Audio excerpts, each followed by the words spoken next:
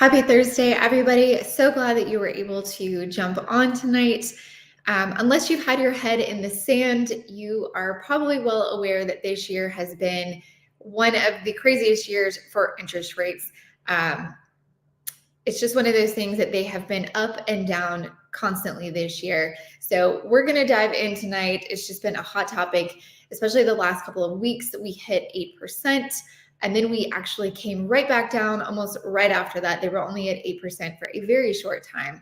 So I'm Ashley Lazarian, local realtor here in Georgia. I appreciate you tuning in. I hope this information helps you kind of digest what's going on in the real estate market. I do apologize. My screen sharing has decided to totally fail me tonight. So I will have links in the comments below where you can access the information that I'm going over. So thank you, technology, for working, or actually not working when I need you. So one of the biggest questions that I am getting almost every day is, should I buy now or should I wait?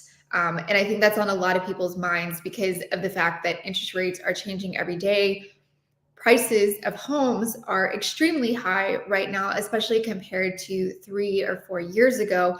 And so the people that bought in the last couple of years were kind of caught up in that whirlwind of having to, put their best foot forward, waiving contingencies, waiving, all sorts of different contingencies with, appraisal, with inspection. And those are things that just are not good to waive. I do not like that type of purchasing at all. So I'm glad that that is over. However, it does put people in the mindset of, is it a good idea to purchase right now? Or should I wait until next year and see what happens? So that's what I kind of wanted to go over today with you guys so that you can have a better understanding. So I'm going to be referencing my notes because obviously, like I said, screen sharing is not working. So if you're buying right now, you're probably trying to time the market, right? You're trying to make sure that you're not overpaying for a home, but at the same time, you're trying to get the best rate possible. And so timing the market is absolutely impossible because a lot of times if you're having to sell a home, you want to sell when, prices are high so that you can get the best bang for your buck, but then you're having to buy while prices are high as well. And if you're selling when prices are low, then you're going to get a better deal on the home. So it's always a catch-22.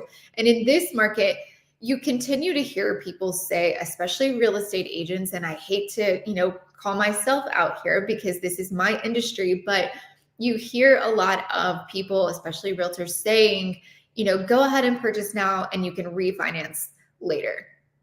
That might be a great plan for some people. Right now, it really comes down to affordability and does this make sense for you where you are in your finances? Because what happened is a lot of people that were planning on buying a home, and maybe at the beginning of the year when rates were at 5.5 or 6, they could qualify for a lot more home. And as rates have continued to rise, that has priced them into a completely different price point because their monthly payment, most of us are not looking at the overall of what we're going to pay on this home, right? Like if I can afford the monthly payment, it makes sense.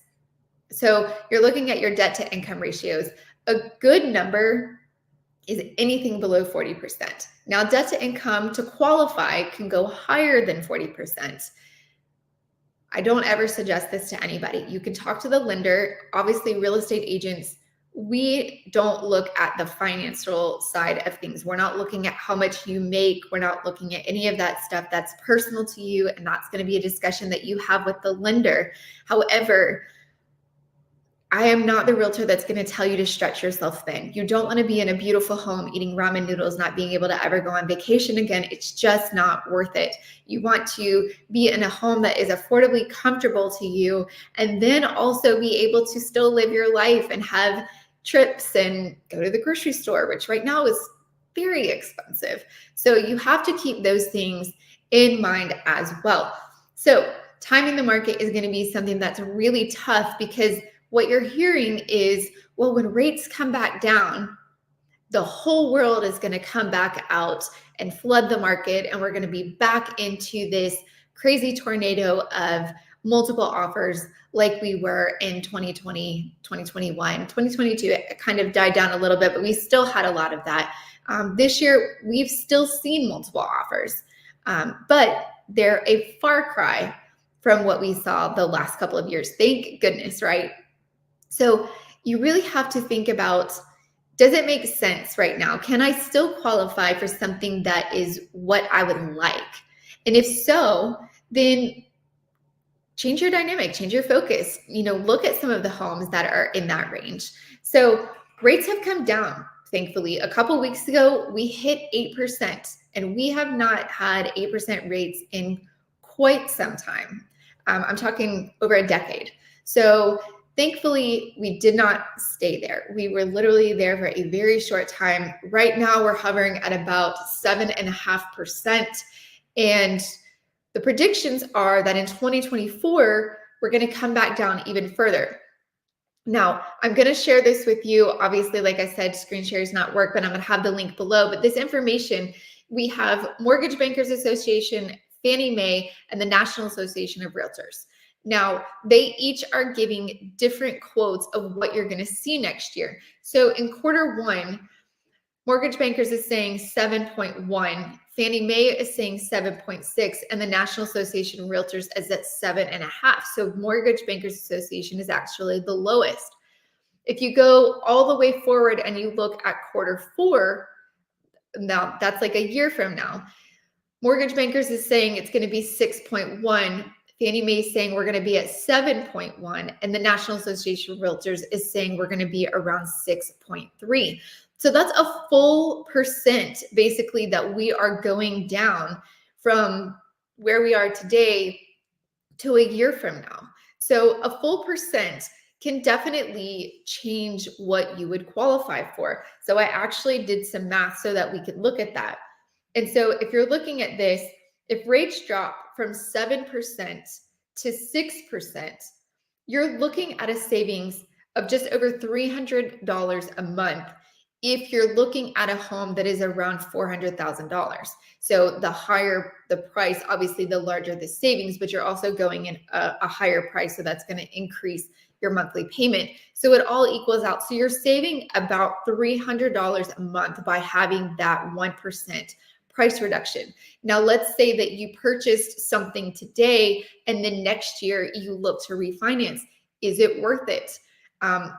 That really, again, has to be up to you and what you can qualify for. I don't like people stretching themselves. So I think that's a conversation you have with the lender, and make sure that you are comfortable with the payment that you're at the 7% rate, and then see what it would be at 6%. But don't qualify yourself basic on what could happen next year, because here's the thing, none of these people have a glass ball that they're looking into to tell you what exactly is going to happen next year. They are looking at statistics, they're looking at year-over-year trends, they're looking at month-over-month trends, and they are estimating what they think is going to happen next year. And a lot of that is based on the housing market of what we're seeing, because right now mortgage payments have dropped a little bit. The article that I'm looking at says mortgage payments plummet. I wouldn't use the word plummet. That makes it seem like they just fell like far. And that's not the case. $100 to $200 in a mortgage payment is great. Don't get me wrong, but that's not plummeting. So, but mortgage payments have dropped. New home listings have risen. We are actually at the highest point since we've been since 2021. So that's all good, because a lot of the issue as to why home prices are staying kind of where they are, which we're continuing to rise, and you see those headlines everywhere. But I want to be very clear. Since October, the area that I'm in here in Georgia has risen 0.6%. Now that's still an increase. We have not seen a decrease, but 0.6% compared to what we were seeing the last couple of years is a very, very different number. So when you're seeing headlines talk about, home prices are continuing to rise, please don't let that fear monger, right? Don't let that fear get in your head about, oh, home prices are just skyrocketing. I'm not going to be able to afford, because 0.6%, yes, you are still rising. You're still getting that equity, but it is not rising at the rates that some of these headlines want to make it seem, so that you're rushing out. This has to be a smart decision, because this is probably, if not the most, large purchase you will ever make in your entire life. So you want it to be the right purchase. So make sure you take your time with that. Let's say hey to some of our friends. Virginia in the house. Good to see you. How is the gas in our neck of the woods? Expensive. That's how it is. It's expensive.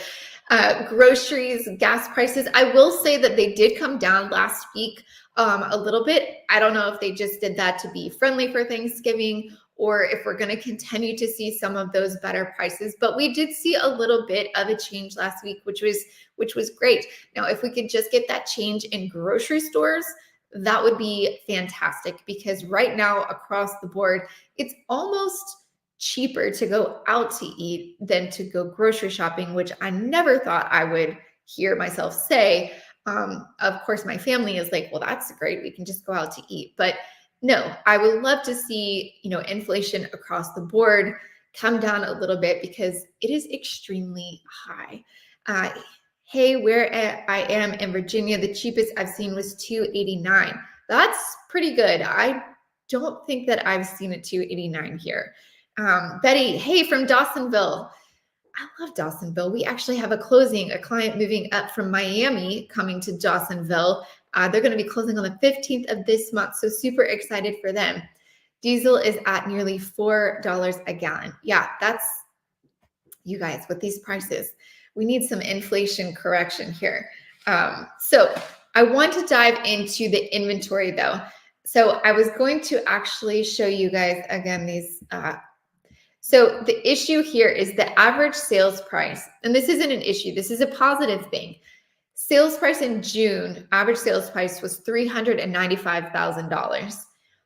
In August, it went down to $390,000. So we dropped just a little bit. And then as of November, we're looking at $388,000. So we're still hovering right around that same area. And from October, we went up, like I said, 0.6%, because we had dropped to, I think, like 387.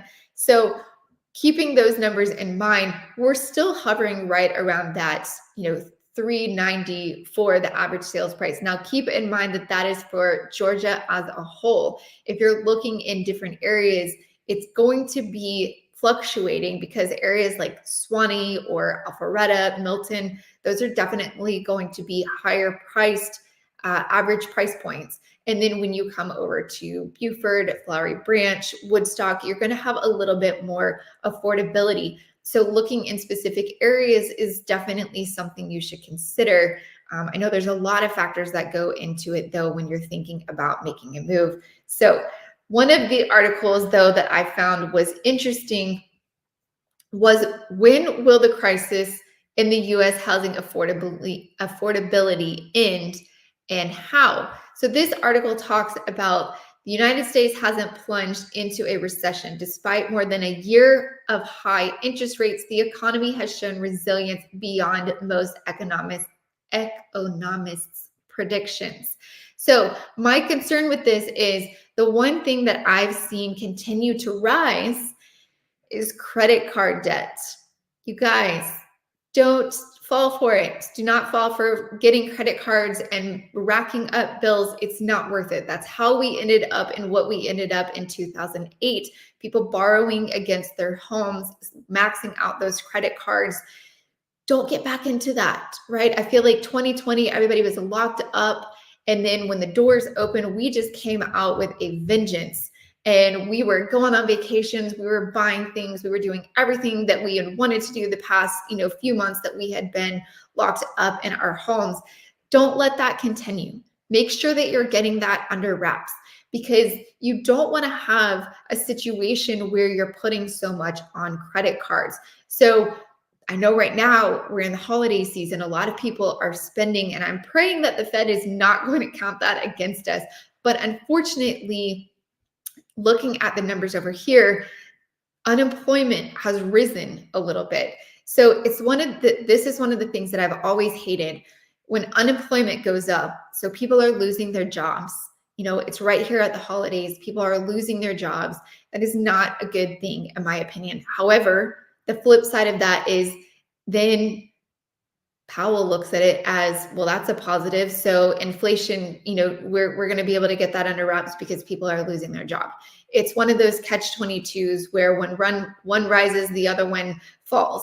And so looking at that, I feel like that's why maybe we're seeing some of that credit card debt continuing to rise. But it's saying here that the Federal Reserve still hasn't beaten down inflation completely, and the economy's strength could be more long-term than a phase of the economic cycle. What this goes on to say is rising incomes could restore affordability given enough time. So this article is saying that we're actually not going to see a reduction when it comes to home prices and home values. We're not going to see that recession that a lot of people have talked about, and how we're going to bridge that gap, because there is a gap where affordability is just not there for a large mass of the people. And so how we would combat that is actually by increases in wages. So I would love to hear what you guys think about that. Have you been seeing, some of your employers giving out bonuses or increase in wages? I don't think that this will bridge the gap quickly. And this talks about that it would be over an extended period of time. But my question would be, how long of an extended period of time are we talking about? Yes, a lot of places wages need to increase, but if each year you get a little bit of an increase, how long is it going to take you to work there in order to see that gap bridge to have homes be affordable? So that is a big concern for me. It says, first, here's how we don't think the crisis will be resolved through a crash in home prices. The perhaps natural assumption is that the housing market can only return to a more normal state of affordability, nor do we think lower mortgage rates are the solution to clearing. Indeed, surveys of home buyers find consistently that financing rates aren't their main motivators when they make a purchase. So that's the thing right now. The people that are buying houses right now are buying because they need to, not because they just willy-nilly decided, oh, today is a great day to buy a house or leveling up. People are staying put if they already have one. But the people that are purchasing right now are serious buyers, and they're not being put off by these interest rates because they're looking at the long-term gain of equity. They're looking at what homes went for. We talked about this a couple weeks ago. 1971, interest rates were below 7%. If you bought a home then, great. But if you didn't buy a home then and you said, well, I will wait for rates to come back down below 7%, you waited over 26 years. I believe it was 27 years until rates came back down below 7%. Now, can you think of the equity gains that you would have gained in 27 years? Can you think of how much you spent in rent over 27? Holy crap, that's almost paying off a mortgage. Mortgages are usually about 30 years. You pretty much could have paid off the mortgage in that time frame if you had waited all of that time. So you have to keep that in mind when you're looking at, do I buy now or do I wait a little bit? Again, don't stretch yourself thin, not a smart move.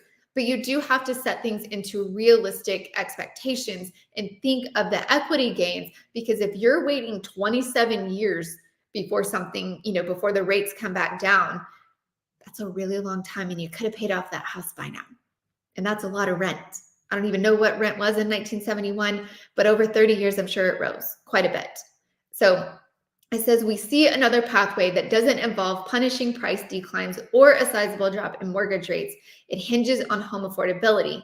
And this is where they go in to talk about that over time, we have needed as a nation to increase wages.